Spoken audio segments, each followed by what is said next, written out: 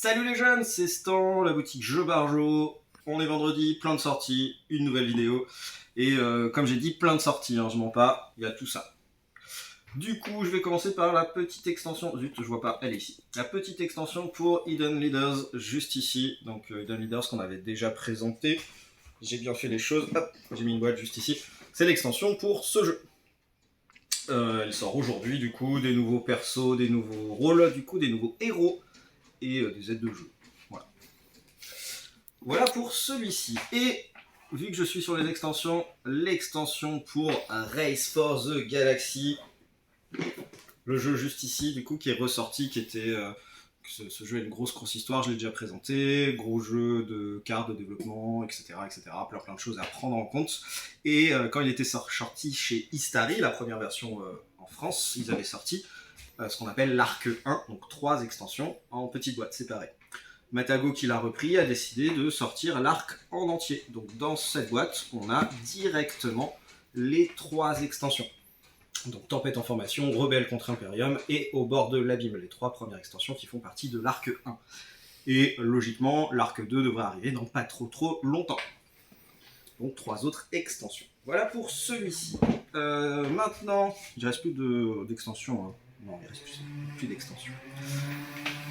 Pour les amateurs du genre, un nouveau IQ. Donc IQ, c'est la gamme chez Smart Games de petits boîtages de voyage transportables avec plein de défis à l'intérieur. À chaque fois, il y a 120 défis. Et celui-ci, c'est le nouveau qui est sorti. Le IQ circuit, il faut refaire des circuits imprimés. Donc c'est comme d'habitude, est-ce qu'on voit? Ouais, juste ici. Comme d'habitude, on a une mise en place avec certaines pièces qu'il manque et à nous débrouiller avec les pièces qui sont encore à l'extérieur de la boîte pour réussir à recréer le ou les circuits suivant le défi. Et comme d'habitude, du coup, plus on avance dans les challenges, plus ils seront difficiles et il y aura de moins en moins de pièces déjà présentes dans le boîtage. Et à nous débrouiller pour y arriver. Level 10, juste ici, level 10 si on veut, zut, j'arrive pas à faire une prononciation trop française, level 10. Level 10, du coup, juste ici, un petit jeu format Game Boy, très rigolo, packaging très marrant, c'est un jeu coopératif, on peut jouer de 1 à 5 joueurs, c'est environ 15-20 minutes la partie, et le but du jeu, c'est d'aider le personnage dont j'ai oublié le nom, Easy Jump et aider le petit personnage à atteindre le niveau 10. Pour ça, on va avoir 5 lignes qui vont être créées au centre de la table et tous les joueurs auront un certain nombre de cartes en main. Chaque ligne représente des niveaux et pour pouvoir gagner un niveau, il faudra réussir à jouer les cartes de 1 à 8 dans chacun des niveaux. Petite particularité, jeu à communication restreinte, on ne pourra pas se dire ce qu'on a en main, et on peut remettre à 0 la dernière carte qu'on vient jouer. Donc si jamais je joue un 8 et qu'il n'y a pas encore les 8 cartes qui ont été jouées, je peux décider de remettre à 0. Du coup, le prochain joueur pourra jouer au-dessus de 0. Voilà pour celui-ci. Au pire, tu meurs. Un petit jeu de bluff très rigolo. On va tous commencer avec un personnage qui a une espérance de vie. Notre espérance de vie, c'est en gros notre objectif. C'est secret, on ne le dit pas aux autres, et on va jouer des cartes pour faire chier les adversaires ou pour se donner des petits bonus pour réduire ou augmenter l'espérance de vie des joueurs autour de la table. Le but du jeu, c'est d'être le dernier en vie. Petite particularité, comme je vous ai dit, la carte personnage, elle est face cachée, du coup on ne connaît pas l'espérance de vie des joueurs autour de la table. À n'importe quel moment, si je pense que Pierre, derrière la caméra, a dépasser son espérance de vie. Je peux lui demander de prouver, enfin je vais l'accuser d'être déjà mort. Il va montrer sa carte, si jamais c'est pas le cas, je vais avoir des malus. Si jamais c'est le cas, il est éliminé. Et il faut être le dernier en vie. Petite particularité, c'était un projet en financement participatif, du coup, et qui a été récupéré là par les gens de chez Asmodée. Sylve, juste ici. Oups, tout est tombé. Sylve, juste ici. Du coup, Sylve, c'est jeu de stratégie avec une notion de lancer de dés. Le jeu est plutôt très joli. On va commencer avec un personnage chacun. Si je ne me trompe pas, vous avez un personnage représenté juste ici. Et ce personnage va venir avec 4 dés de sa couleur, plus 2 dés neutres. À son tour de jeu, on va lancer tous ces dés, et on va les poser sur les différents emplacements du plateau ou des quêtes. Le plateau, c'est juste ici, les quêtes, c'est juste là. Quand je pose sur le plateau, je vais faire l'action correspondante, et quand je pose sur une quête, je vais collecter la ressource où j'ai posé mon dé. Il faudra faire attention, pour pouvoir poser son dé, il faudra forcément que le symbole corresponde. À la fin donc une fois qu'on aura tous les joueurs auront posé leur 6 dés, on va résoudre la manche, et le joueur qui aura mis le plus de dés va pouvoir récupérer la carte, ça lui fera des points de victoire supplémentaires. La forêt, ça lui fera des points de victoire supplémentaires. À son tour de jeu, on peut soit poser un dé, soit concocter une potion, donc si on a les ressources nécessaires, boire une potion pour faire l'effet indiqué dessus.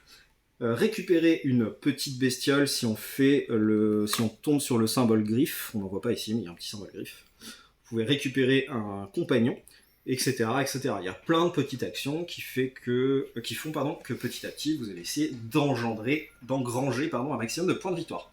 Très très joli, très cool à faire. C'est un jeu idéal en famille, ou entre amis d'ailleurs, mais c'est du familial, pas trop compliqué, durée de partie 1 heure environ.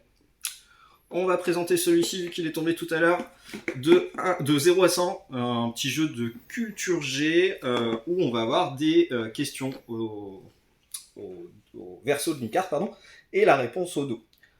Il y aura forcément une carte au centre de la table, et il faudra essayer de jouer une de ces cartes étant le plus proche possible de la réponse au centre de la table. Par exemple, la cible là c'est 38.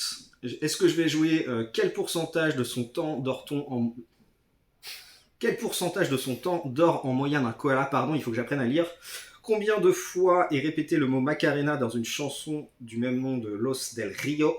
Ou combien d'enfants a eu Madame Vasilev, la femme qui a le plus d'enfants au monde? Je vais choisir une des trois et je vais faire en sorte qu'elle soit que la carte que je joue est la réponse la plus proche possible de 38. Si jamais c'est le cas, bien ouais, je me suis débarrassé d'une carte. Hop, celui-ci, la carte dont vous êtes le héros. Alors, la carte dont vous êtes le héros, c'est un peu un livre dont vous êtes le héros, un peu un text-based game. Je sais pas si vous connaissiez ces vieux jeux vidéo où on rentrait des lignes de code pour pouvoir entrer dans un donjon, pour pouvoir ouvrir une porte, ouvrir un coffre, etc., etc. Là, c'est le même principe. On va jouer avec une application téléphonique qui fonctionne en commande vocale.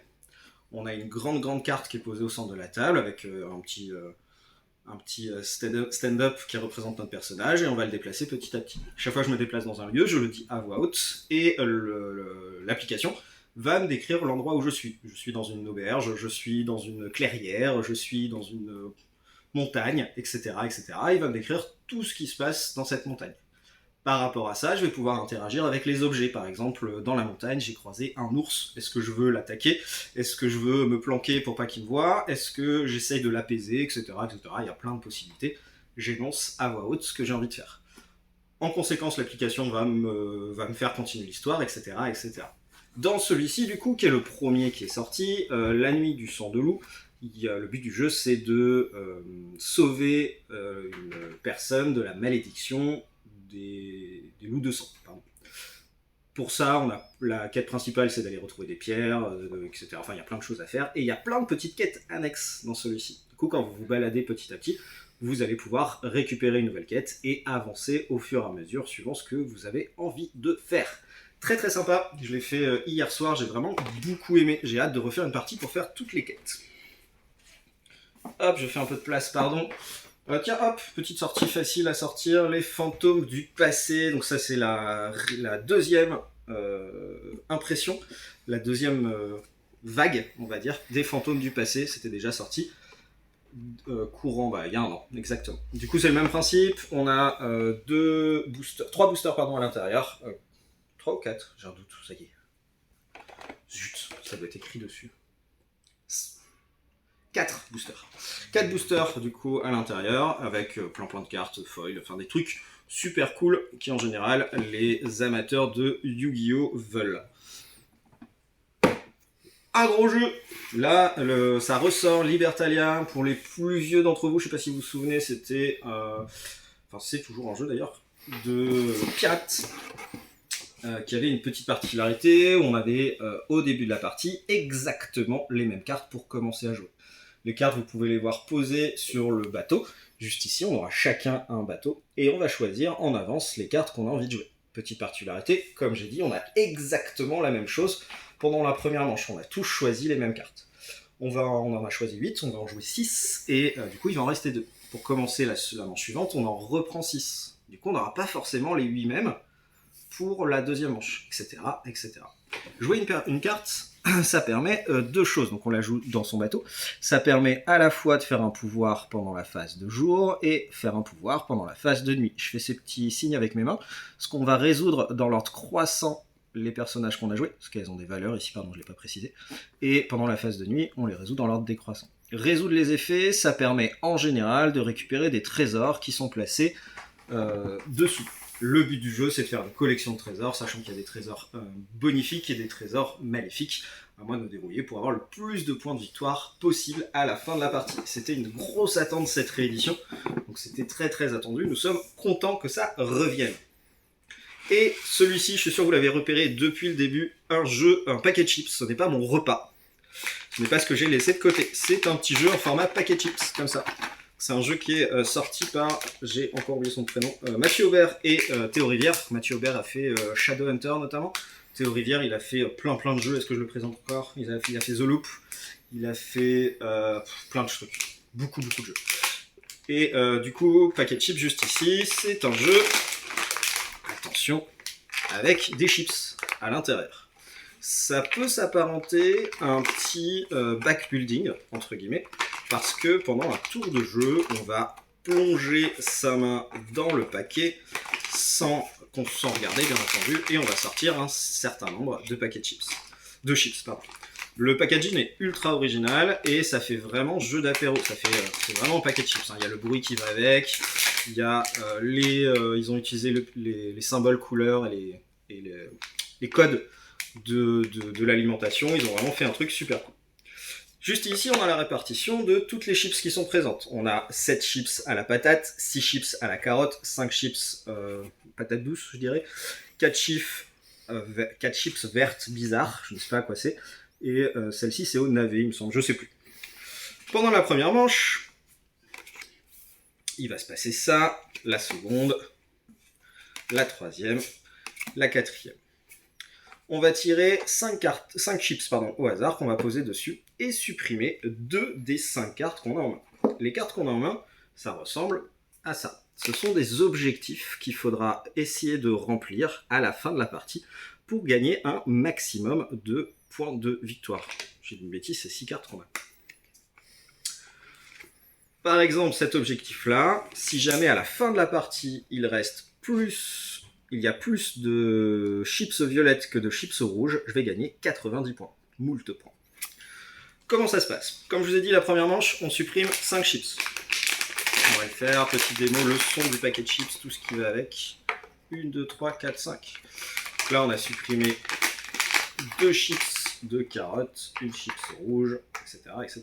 Et je dois supprimer 2 cartes de ma main. Je choisis les cartes qui m'intéressent le moins, celles qui, je pense, ne vont pas me rapporter 2 points de victoire à la fin, et je les pose face cachée devant moi. Deuxième manche, on va faire exactement la même chose, sauf que cette fois-ci, on va piocher 4 chips. Je vais mettre une carte face cachée. Troisième manche, je vais piocher 3 chips, et cette fois-ci, je vais devoir mettre 2 cartes face visible. Hop, je vous les mets dans l'autre sens. 2 cartes face visible qui vont me rapporter des points de victoire si jamais les objectifs sont remplis.